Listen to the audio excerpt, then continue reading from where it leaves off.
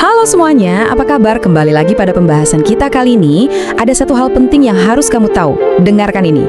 Pernah nggak sih kamu ngerasa kalau praktek agama yang selama ini kamu jalani itu kadang kerasa kayak daftar aturan yang, ya ampun, kaku banget? Atau mungkin kamu lagi ada di titik capek, mikir, kok doa-doaku nggak kejawab ya? Dan ujung-ujungnya malah bikin frustrasi. Nah, siap-siap deh, karena di sini kita bakal ngebongkar sebuah pergeseran paradigma yang benar-benar luar biasa. Kita bakal lihat gimana salah paham soal takdir, aturan, dan ibadah itu justru bikin kita makin jauh dari kedamaian hati. Ini wawasan yang dalam banget dan pastinya bakal ngerubah total cara pandang kita soal keyakinan dan kehidupan.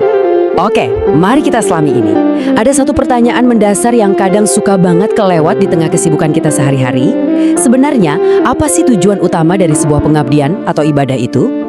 Sering banget kan kita ngelihat ibadah malah berubah jadi sekedar rutinitas mekanis yang kerasa berat, penuh ketegangan, dan malah kehilangan esensi utamanya.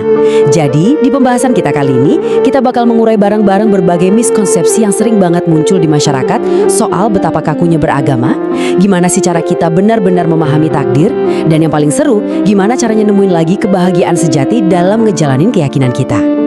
Bagian pertama nih, kita mulai dari konsep di mana banyak orang terjebak dalam ibadah transaksional. Yang benar-benar menarik dari perbandingan ini adalah gimana sebuah pengabdian itu sering banget disalahartiin. Coba deh kita bandingin dua niat yang beda jauh ini. Di satu sisi, ada yang namanya ibadah yang tulus. Ini tuh praktek yang murni ngebawa kedamaian batin dan rasa pasrah yang total ke Sang Pencipta. Tapi di sisi lain, ada doa transaksional. Coba bayangin, ada orang yang ibadahnya kenceng banget, semalaman gak tidur, tapi fokusnya cuma satu, nuntut supaya ambisi duniawinya, entah itu menang posisi politik atau dapat kekayaan, harus segera dikabulin. Kalau kita beribadah cuma buat mendikte Tuhan supaya nurutin mau kita, sadar gak sih kalau kita itu sebenarnya cuma lagi ngasih makan ego kita, bukan jiwa kita? Bahayanya tuh, kalau doanya gak terkabul, yang muncul malah rasa kecewa, marah, bahkan nyalahin keadaan. Agama tuh jadi turun levelnya, cuma sekedar alat buat tawar-menawar aja. Kutipan ini mungkin kedengarannya agak mengejutkan ya, tapi percaya deh, ini tuh kebijaksanaan spiritual masa lalu yang maknanya dalam banget. Ada pandangan keilmuan yang bilang, kalau tidur biasa aja, itu bisa jauh lebih mulia daripada ibadah malam yang ekstrim, tapi dipenuhi dengan tuntutan ego dan kesombongan. Kenapa bisa gitu? Karena gini loh, kalau seseorang ibadah gila-gilaan, terus ngerasa dirinya paling suci, atau malah dipakai buat nuntut Sang Pencipta, dan ujung-ujungnya ngamuk pas keinginannya nggak dipenuhi, nah ibadah kayak gitu malah ngerusak batinnya sendiri. Di situasi kayak gitu, mendingan tidur biasa aja, beneran.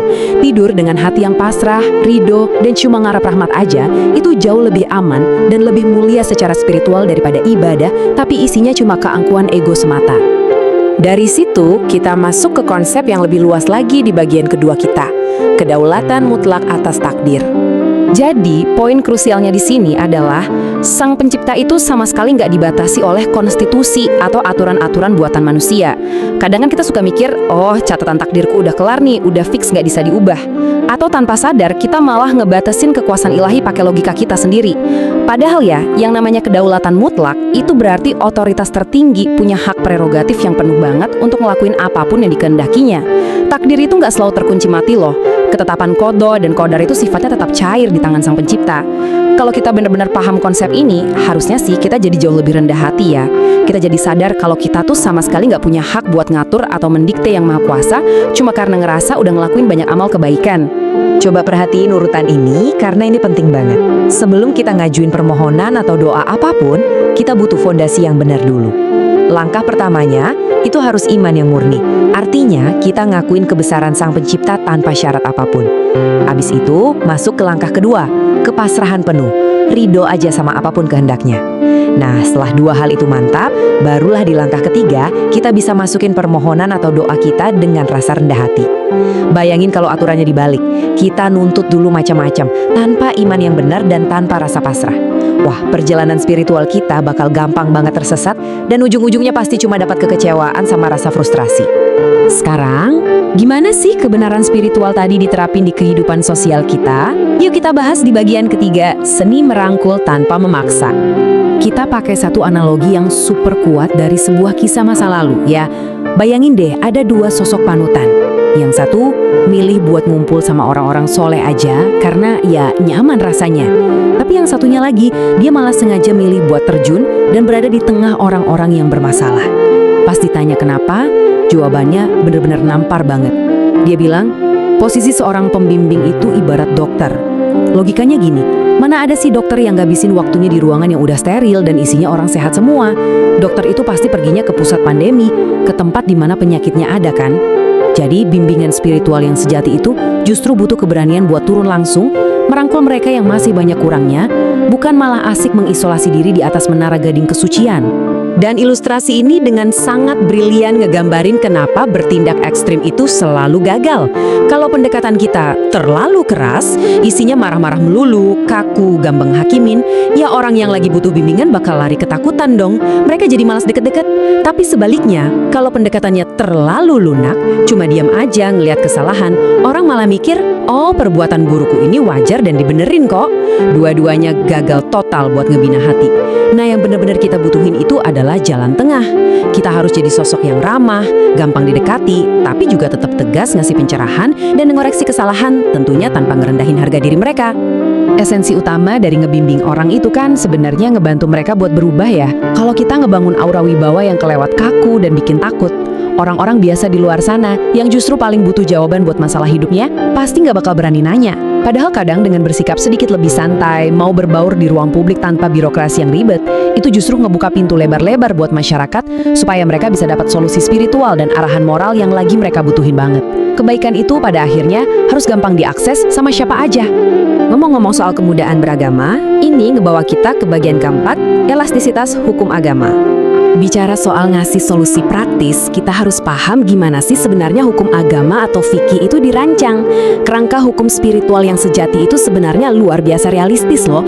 Dia dibangun dengan benar-benar memperhatiin sisi kemanusiaan kita. Alih-alih ngasih beban yang gak masuk akal buat dijalanin, prinsip-prinsip fikih itu justru didesain buat ngasih kemudahan. Aturannya bisa beradaptasi sama keterbatasan fisik maupun kondisi finansial kita. Tujuannya buat mencegah kerugian yang gak perlu. Dan yang paling penting buat ngasih jawaban praktis yang bisa langsung diterapin di dunia nyata. Agama itu kan harusnya jadi pemecah masalah, bukan malah bikin masalah baru yang makin nyusahin, bener nggak? Nah, poin yang satu ini agak lucu sih kalau dipikir-pikir, karena ini nampilin sifat dasar kita sebagai manusia. Gini deh, bayangin ada hewan peliharaan kecil yang harganya murah, terus nggak sengaja tertabrak. Biasanya orang-orang bakal dengan gampang banget nerima aturan yang super ketat. Bilangnya, wah itu kan udah mati, hukumnya jelas haram, gak boleh dikonsumsi. Tapi, coba deh kalau yang kecelakaan itu hewan ternak yang super gede dan harganya fantastis mahal. Wah, tiba-tiba aja semua orang mendadak sibuk nyari-nyari dalil atau pandangan hukum yang paling lunak, supaya aset mahal tadi tetap bisa diselamatin dan gak kebuang sia-sia. Realitas kayak gini ngebuktiin banget kalau dalam prakteknya, hukum agama itu emang nyediain ruang fleksibilitas yang masuk akal buat nyelamatin umat dari kerugian materi yang besar dan sia-sia. Mari kita lanjut dan lihat gimana hal ini terbangun di situasi lain. Fleksibilitas ini juga berlaku loh dalam etika kita sehari-hari.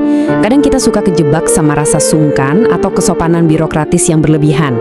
Misalnya gini, ada orang yang nanya soal hukum yang sifatnya mendesak banget, kayak, aku udah boleh sholat belum ya kalau kondisiku lagi begini? Nah, kalau orang yang ditanya, let's say seorang pembimbing, malah nunda jawabannya dengan alasan, nanyanya besok aja ya pas di pengajian resmi, ini kita lagi di jalan. Nah, itu tuh sebenarnya sebuah kesalahan besar. Nunda-nunda ngasih kejelasan hukum yang praktis cuma demi jaga formalitas atau kesopanan, itu jatuhnya adalah sebuah kerugian spiritual loh. Solusi hukum itu harus dikasih saat itu juga, supaya kewajiban orang tersebut gak sampai terbengkalai. Dan akhirnya, semua poin tadi mengarah ke tujuan puncak dari bahasan kita. Di bagian kelima, agama yang membawa kebahagiaan. Pada akhirnya, semua obrolan kita dari awal soal takdir, cara ngebimbing orang, sampai elastisitas hukum fikih tadi, semuanya bermuara di satu benang merah. Keimanan itu sama sekali bukan diciptain buat bikin hidup kita penuh penderitaan atau kesusahan. Sama sekali bukan. Prioritas utama dan tujuan nomor satu dari segala bentuk ibadah dan kepatuhan kita, itu adalah buat nyampe ke rasa bahagia, rasa tenang, dan ridho. Sebuah kepuasan batin yang benar-benar dalam terhadap Sang Pencipta. Intinya, beragama itu seharusnya ngebikin hati kita ngerasa plong, bukannya malah bikin kita terus-terusan ngerasa terancam, ketakutan, atau diawasi secara berlebihan. Kalau sebuah sistem keyakinan malah dijalanin dengan penuh amarah, atau dilihat dari kacamata yang ekstrim kaku, penuh ketegangan, dan sesak sama tuntutan hitung-hitungan pahala yang gak ada habisnya, Wah, itu sih udah benar-benar bertentangan sama esensi dari rahmat spiritual itu sendiri. Keyakinan sejati itu justru menghadirkan nuansa yang santai, rileks, penuh sukacita, dan pastinya ramah secara sosial. Kayak yang udah banyak dicontohin sama orang-orang bijaksana zaman dulu, agama tuh harusnya dibawa dengan rasa damai yang memancar keluar dan menyebarkan ketenangan buat siapapun yang ada di sekitar kita. Nah, sebagai refleksi penutup nih buat kita semua, setelah kita bahas bareng-bareng betapa cairnya takdir itu, betapa pentingnya ngerangkul orang tanpa ngehakimi, dan betapa fleksibelnya hukum agama demi ngemudahin urusan kita, coba deh evaluasi sebentar.